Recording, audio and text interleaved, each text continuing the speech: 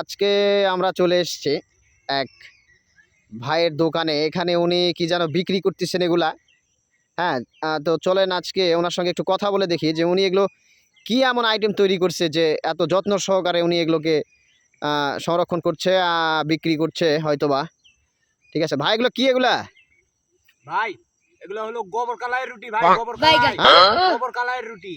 বলেন কি ভাই, গোবর কালাই মানে যে গরুর গোবর আর কালাই? হ্যাঁ হ্যাঁ ভাই, গরুর গোবর আর মাছ কালাই এই দুইটা মিক্সিং করে এই রুটি বানানো হয় ভাই। আচ্ছা ঠিক আছে, এটা অনেক বড় বড় তো রুটি ভাই, এটা হ্যাঁ টেস্ট ভাই, কেমন? এটা টেস্ট মজাদার, খুব সুন্দর ভাই। আচ্ছা আচ্ছা ঠিক আছে, এগুলো এগুলো কারা খায় ভাই, মানে কাস্টমার কে এগুলার? এগুলা ভাই বড় লোকেরা খায় ভাই। হ্যাঁ বড় লোকেরা খায়, বড় ভাই, লোকেরা আমি কি খায়। একটা কিনতে পারি?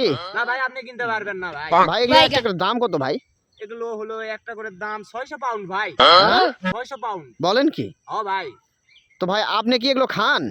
না ভাই, আমি খাই না, বললামই তো আপনাকে, আগে বললাম যে এগুলো বড় লোকদের জন্য। আচ্ছা, ঠিক আমরা তো আছে গরিব ভাই। ঠিক আছে ঠিক আছে ঠিক আছে ঠিক আছে ঠিক আছে, ধন্যবাদ ধন্যবাদ। সবাই ওনার দোকান থেকে এই গোবর কালার রুটিগুলো খাবেন।